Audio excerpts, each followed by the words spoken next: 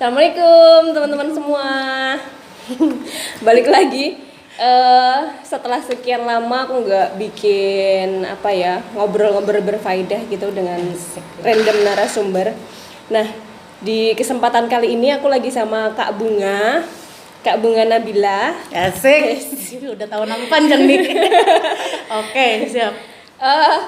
Kita bakal ngobrol ngalor ngidul sih ya. Kita akan ngomongin soal kesehatan mental kali ini. Dengan Kak Bunga sendiri bisa kenalan dulu nih sama teman-teman yang ada di channel YouTube aku. Nyebutnya apa nih? Aku Esti Yulianingsih aja. Channelnya nama aku aja kok. Oke. Teman-teman aja berarti ya. Teman-teman boleh. Oke. Halo teman-teman semuanya, selamat siang, pagi, sore, malam, dimanapun kalian berada. Perkenalkan, aku Bunga Nabila. Aku merupakan kenalan baru Mbak Hesti sih sebenarnya. Kita baru pertama kali ketemu ini, terus langsung diraup ya saya ya, ibaratnya seperti itu ya Mbak. Gitu. Salam kenal semuanya. Mungkin nanti kita bisa chit-chat manja juga di Instagram terakhiran aja deh. Gitu sih. Oke, siap. Bunga, jadi kan Bunga sendiri nih psikolog ya? S1 psikolog. S1 psikologi. Yes. Dari UNY. Pakai H. UNY. Oh gitu ya. Universitas Negeri Yogyakarta. Gitu. I see. Ada nyambung ya.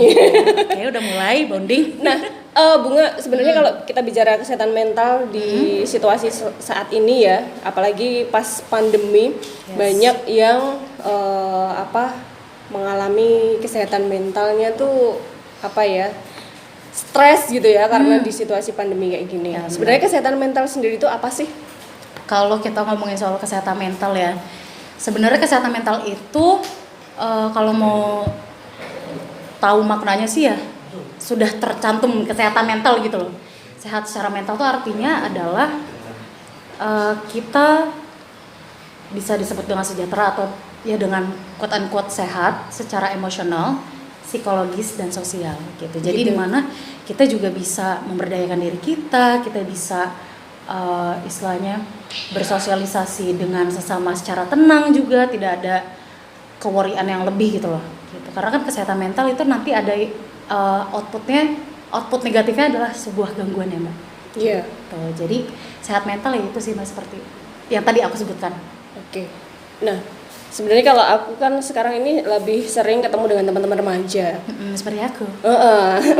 Remaja plus kali bagi gitu. Ya, ketemu kan dengan teman-teman remaja, terus mereka sering sharing, sering curhat, dan mereka juga sebenarnya merasa nggak sehat tuh secara mental. Nah, ternyata banyak dari teman-teman ini mengalami nggak nyaman gitu secara mentalnya itu karena dimulai dari rumah. Itu adalah bisa disebut daerah root cause ya atau lingkup akar permasalahan. Karena kan paling deket ya, apalagi selama COVID ini teman-teman lebih banyak di rumah, kegiatan di rumah, sekolah juga dari rumah secara daring kayak gitu. Nah, menurut Bunga nih, kenapa kok rumah itu jadi akar? Tadi Mbak Esti udah nge-spill dikit ya, karena memang itu adalah lingkup terdekat kita ya. Yeah. Plus kalau misalkan pun ada yang memang keluarganya sudah berpulang atau sudah tidak ada gitu kan, rumah, kalau menurut aku sih rumah itu adalah sebuah bisa sebuah fisik atau tidak fisik gitu loh Mbak. Jadi di mana rumah itu adalah tempat kita ngedekam, istilahnya tempat kita pulang, tempat kita ngeluhin masalah ataupun itu menjadi pemicu masalah gitu. Jadi balik lagi tadi ke kata Mbak Esti, itu adalah lingkup terdekat kita gitu sih. Oke. Nah, sebenarnya ya lingkup terdekat memang dari rumah ya, jadi problematika. Kalau sebenarnya kalau kita cerita by case aja ya, ini kan ada satu kasus yang pernah sharing ke aku. Jadi persoalannya dari rumah karena lingkupnya kecil itu karena ada pertengkaran orang tua kayak gitu tuh jadi dampak yang sering paling didengar oleh teman-teman remaja kayak gitu. Kenapa remaja itu kok belum bisa apa ya? Kenapa sih remaja itu menjadi pertengkaran orang tua menjadi sesuatu hal yang sangat dipikirkan? Padahal kan sebenarnya mereka sudah bisa mulai memilah-milah. Kenapa kok belum kapasitasnya belum sampai di sana, belum cukup untuk memilah-milah tuh? Menurut Bunga sendiri tuh gimana? Oke. Kenapa usia remaja ya, istilahnya usia remaja itu sangat rentan ya bisa dibilang kayak gitu ya Mbak? Karena memang ada satu teori di psikologi juga, maaf banget aku rada lupa ini apa istilah-istilahnya, itu memang di usia remaja ini dimana kan kita hormonnya juga lagi menggebu-gebu, kita lagi wah remaja nih lagi hypernya banget, kita lagi lingkungannya lagi gue mau kenal sini, oke gue mau coba ini, gue mau coba itu gitu kan Mbak. Apa ya, hal tersebut tuh membawa memang balik lagi ke teori itu menyebutkan bahwa usia-usia sekitar 15 sampai 20 tahun mungkin ya bisa dibilang seperti itu adalah usia yang rentan untuk mengenal dan mencoba hal sesuatu gitu. Jadi memang sudah swayahnya sih gitu. Udah jalurnya sih seperti itu Mbak. Iya. Jadi memang kayak mayoritas aku kan pernah jadi peer counselor juga Mbak. Peer counselor ya lumayan 7 bulan itu klien semuanya adalah remaja, mayoritas remaja SMP, dan dia juga apa mereka ini yang konsul ke aku itu root case-nya itu di rumah, terutama dari kedua orang tuanya, cekcok lah atau mungkin sesimpel aku mau jurusan A, aku mau jurusan B, itu kan bisa jadi pikiran banget untuk remaja-remaja alemong ya. Pengen gitu. kuliah apa, orang tuanya pengen menguliahkan di mana kayak gitu ya. Itu hampir lagi semua ya. Hampir semua tuh seperti itu, sesimpel hal tersebut deh gitu kan. Jadi memang lagi menggebu-gebu banget deh. Kayak gitu sih Mbak. Iya ya. Emang kalau ngomongin remaja tuh emang nggak ada habisnya sih sebenarnya. Kalau problematikanya bukan hanya dimulai dari rumah, karena mereka sedang masa tumbuh kembang secara emosional, secara fisik, juga bisa juga kesehatan mentalnya tuh juga disebabkan oleh masa pubertas yang sedang dialami. Punya gebetan, peralihan remaja ke dewasa awal tuh paling rentan tuh sebenarnya. Pacaran, ya karena anak sekarang itu udah mulai pacaran sejak SD.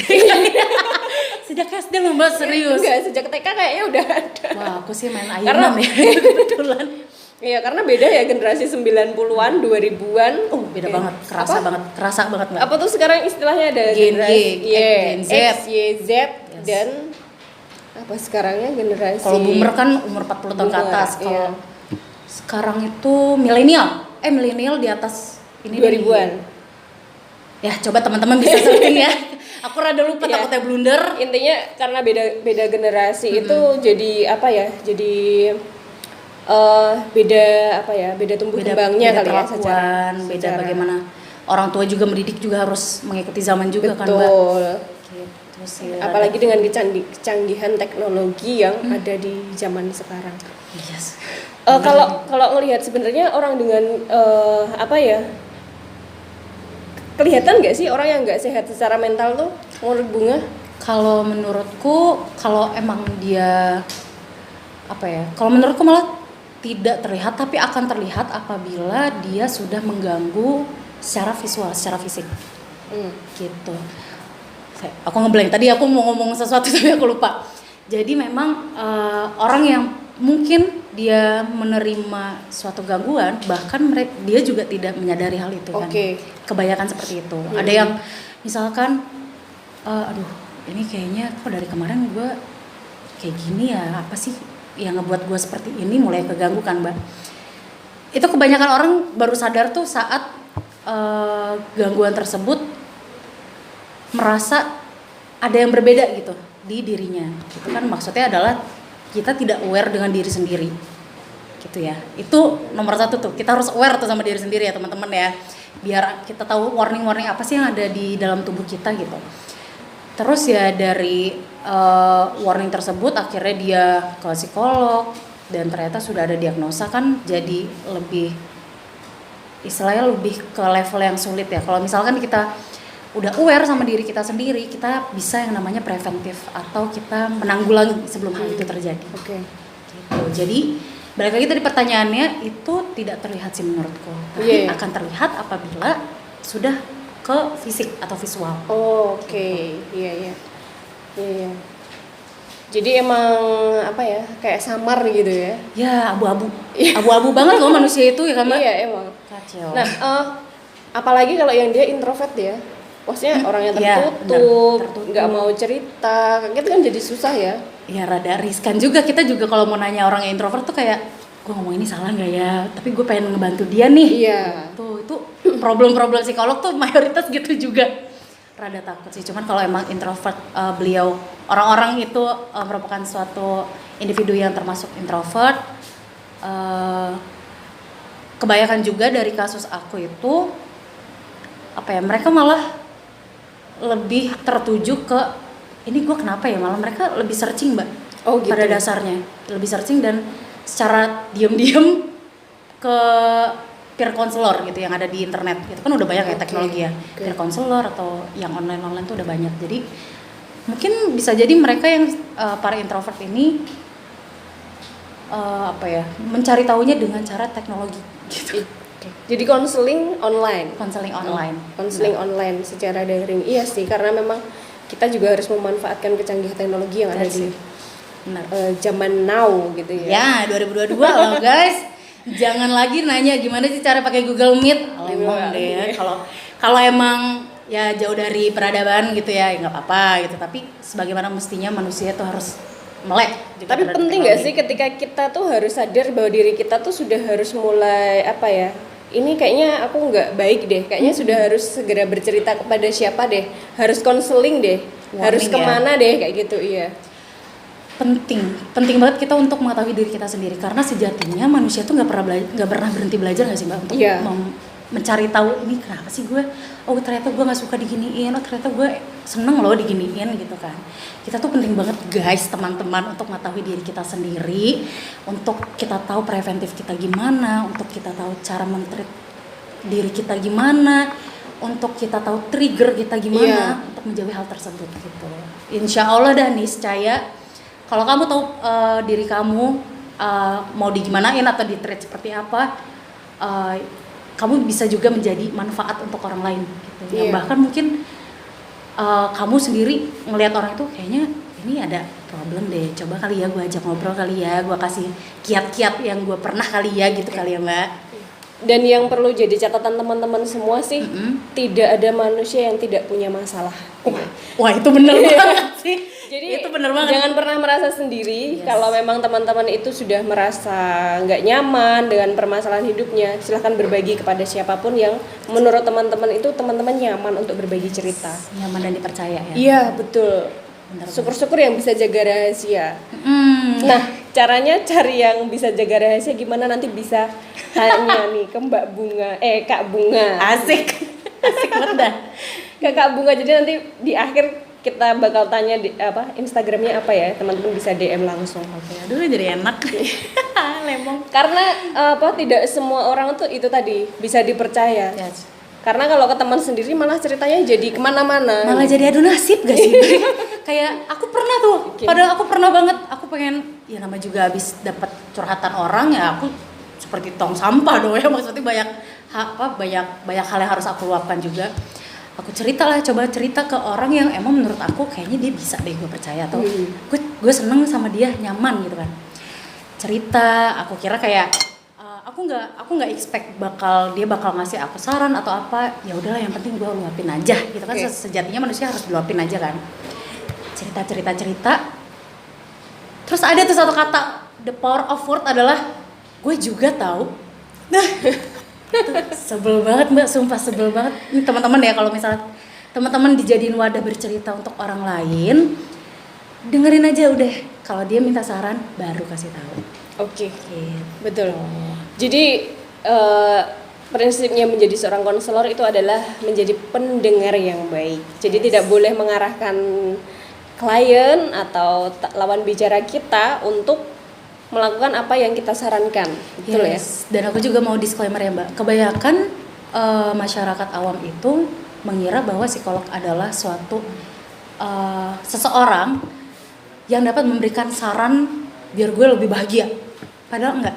Psikolog itu bukan tugasnya untuk memberi saran. Oke, catet Ya teman-teman. Tapi psikolog ini adalah seorang guide untuk kita menemukan validasi rasa kita sendiri. Yang tadi misalkan root case ya. Root case itu kan nggak semua orang bisa menganalisis hal tersebut ya Mbak. Misalkan si A datang ke psikolog, nanya gini. Terus psikolog tuh bakal mikir kayaknya ada yang kurang deh. Oke, kamu datang ya sesi konseling selanjutnya. Datang ke sesi konseling selanjutnya, nanti tetap sama juga asesmen, cerita konsul. Nanti psikolog tersebut ngebantu kita sebagai klien untuk mengetahui root case-nya tuh di sini loh. Kamu kayaknya gini-gini deh. Coba apa sih yang kamu rasain kalau kamu diginiin gitu. Jadi kemerdekaan kita tuh kita sendiri yang akan lakukan. Iya, toh. Iya. Jadi hanya memberikan optional ya. That's ya it. kan Kak Bunga? Jadi hanya memberikan optional yang bisa teman-teman pilih mana yang terbaik itu menurut kalian masing-masing. Benar. Kembali ke diri kita masing-masing gitu. Yes. Keputusan semuanya kembali ke diri kita masing-masing. Benar banget. Oke, nah terakhir. Apa tuh? Terakhir. Udah terakhir aja kayaknya baru bentar deh. Nggak usah lama-lama, intinya aja ya. Oke. Tips dan trik supaya kita sehat secara mental. Wow. Ini rada susah ya karena tips and trick ini bergantung kepada masing-masing individu Oke. yang bagaimana Versi Kak Bunga. versi Kak Bunga. aku. Tips and trick gimana sehat secara mental ya. Sehat secara mental tuh artinya kita bisa memberdayakan diri sendiri. Tipsnya adalah rada mikir ya karena harus recalling lagi nih, apa sih yang aku lakukan? Yang pertama, kamu tahu kamu itu berharga. Kita harus mengetahui diri kita sendiri, kita harus men-treat diri kita sendiri. Yang utama di dunia ini adalah diri kamu, gitu. Kalau kamu udah tahu value kamu udah tahu kamu tuh worth gak sih untuk diginiin, atau kamu tuh yang tadi deh sekiranya kita udah tahu diri kita, misalkan triggernya ada trigger apa gitu, terus aku tahu nih trigger aku tuh A misalkan, aku bisa preventif gitu. Itu trik ya teman-teman ya. Jadi memang untuk mengetahui diri sendiri itu butuh proses, nggak semerta-merta oke, sekarang gue menulis, gue mau tahu diri gue tuh apa sih, diri gue tuh gimana sih, enggak. Tapi itu prosesnya tuh by the time panjang banget. Sampai sekarang pun aku juga masih belajar untuk mengetahui aku tuh maunya apa sih, aku tuh triggernya tuh apa sih gitu, untuk mengetahui apa saja yang bisa aku hindari gitu. Oke. That's it. Oke, thank you Kak Bunga udah mau bagi-bagi sharing-sharing sama aku. Ini manis manja. Jangan lupa di like, belum. Oh ya. IG kita dulu. Oke. IG ku ST Yulianingsih sesuai dengan namaku, juga nama channelku. Jangan lupa di like, subscribe. Dan IG aku @gadismanisx ya. Nggak ada bunga-bunganya, @gadismanisx aja cari. Oke. Jangan lupa X-nya ya, kalau nggak alemong. Jangan ketinggalan X-nya. Oke teman-teman yang pengen konseling, pengen curhat-curhat, nanti bisa DM Kak Bunga. Oke. Thank you Kak Bunga. Thank you Mbak Esti. Dadah, see you. Bye.